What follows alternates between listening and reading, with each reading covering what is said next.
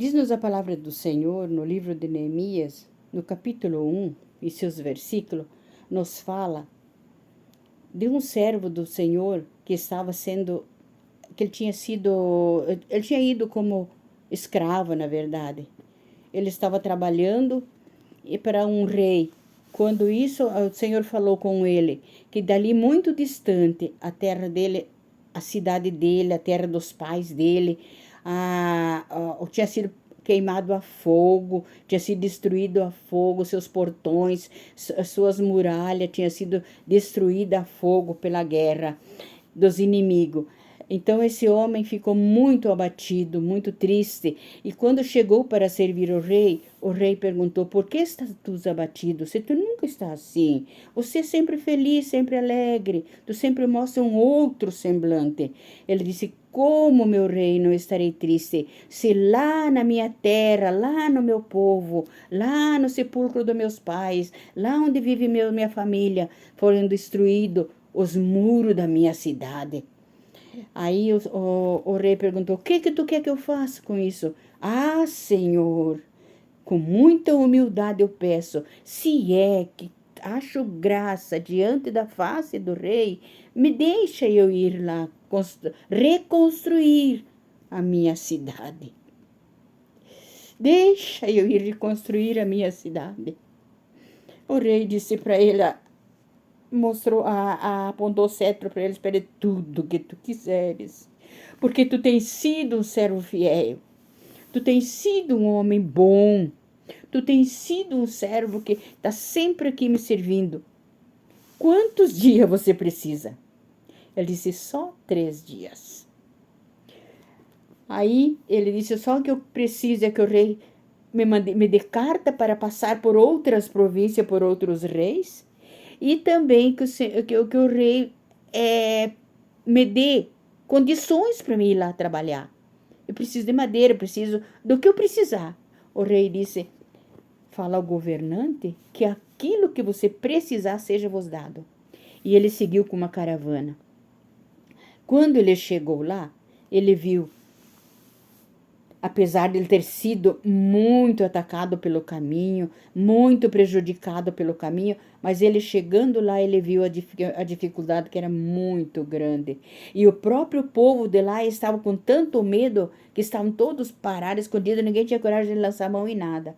Quando ele convidou alguém, chegou nas tribos, nas equipes, nas tribos dali de dentro de Jerusalém, essa era a cidade de Jerusalém. Quando ele chegou e falou, eles disseram: não dá, a gente tem medo, a gente está assustado, tudo que aconteceu. Ele falou assim: eu estou aqui porque o Deus do céu me mandou. O Senhor Deus me mandou eu vir aqui para tapar as brechas. Quando ele falou assim, então começaram a crer. E daí começaram a vir de um lado e vir de outro, até os de fora vieram.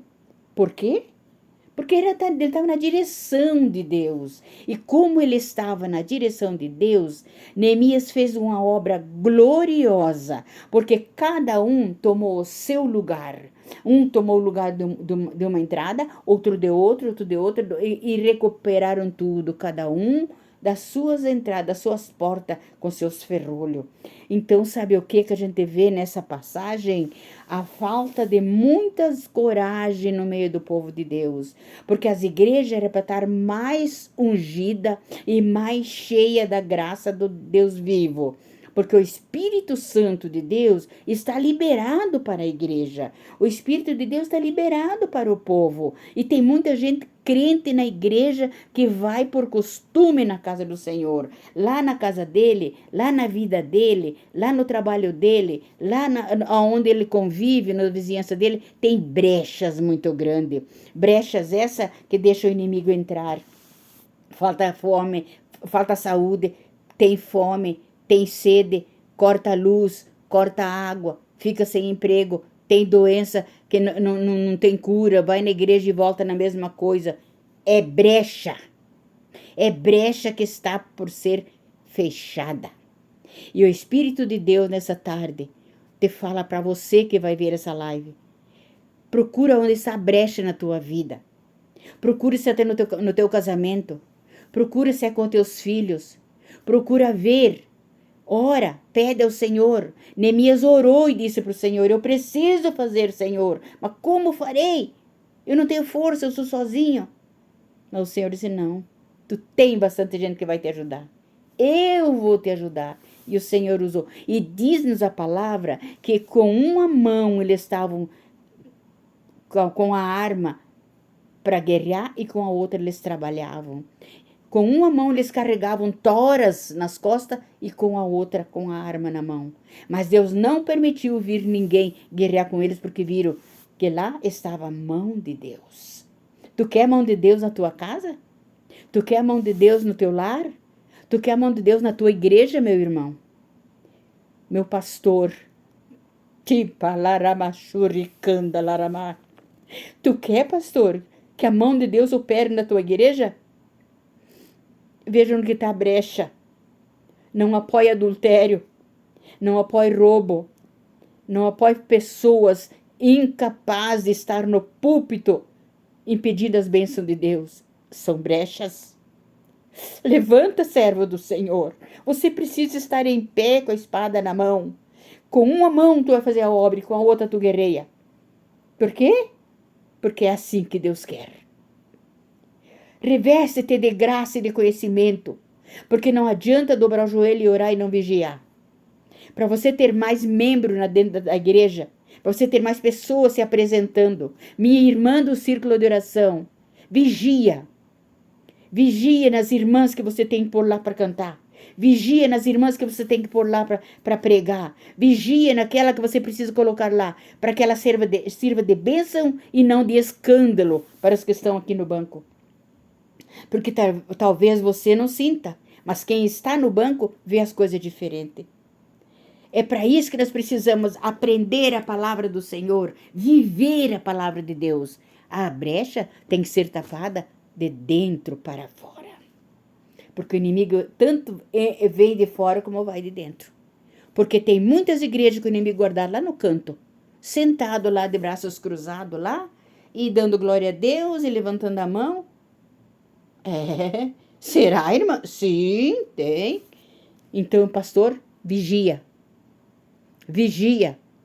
Porque muitas vezes tu tem sonhos de ter uma igreja lotada, mas tu não sonha que tu tem que pôr a igreja em oração. Tu vai reclamar. Sim, mas se eu vou pôr uma igreja em oração, vem 2, 3. É melhor ter Pedro, Tiago e João orando do que não ter nenhum. Irmãos, vamos vigiar.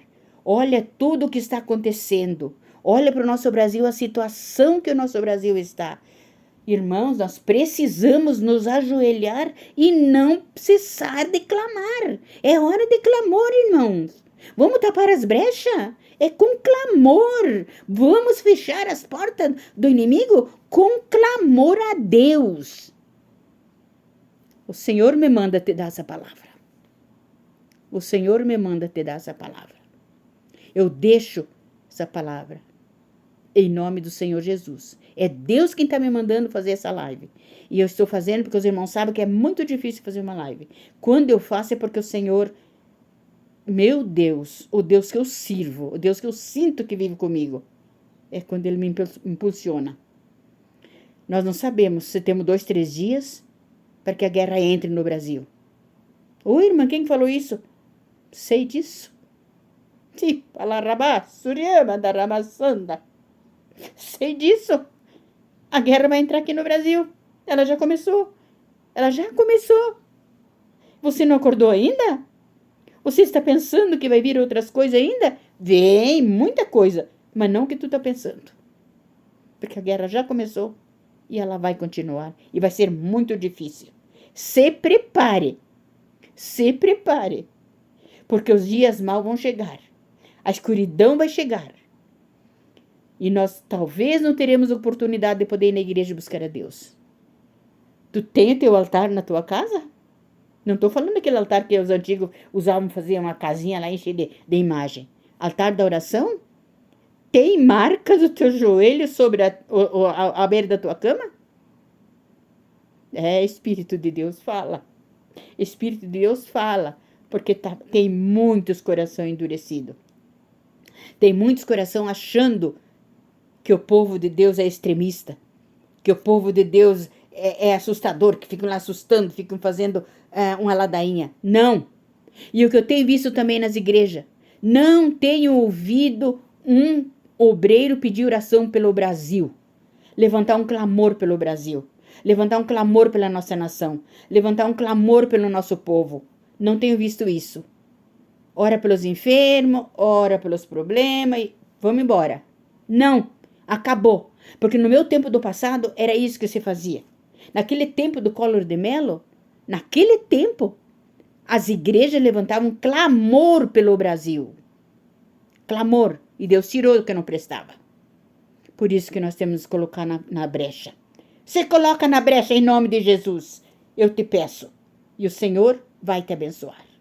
Em nome de Jesus eu agradeço. Amém.